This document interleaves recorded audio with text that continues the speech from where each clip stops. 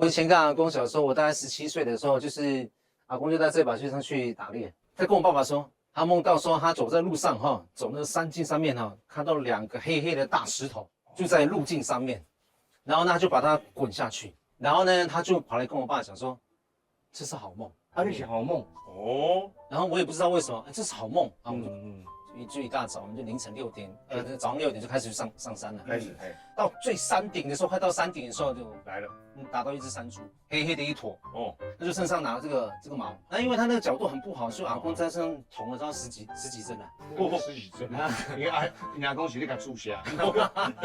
无啦，一支啦，你给我睇下，哦，我肚脐，对，所以那个我们把它打包之后，不是捆绑之后哈，我说等一下，我把它举上去，因为我打到一头，一样是山猪。哦，就是2颗大石头，黑色大石头，就是那2只山猪。对，所以那次的收获就是2只大山猪，70几公斤哦，一只100多公斤哦。台斤是有啊，如果是以公斤来讲的话，大概70几公斤60-70公斤，有一只比较大，大概70多，一只60几。这个其实对他们打猎来讲哦，而且这个是他们的亲子活动之一，那个是跟阿公一个很亲密的一个回忆。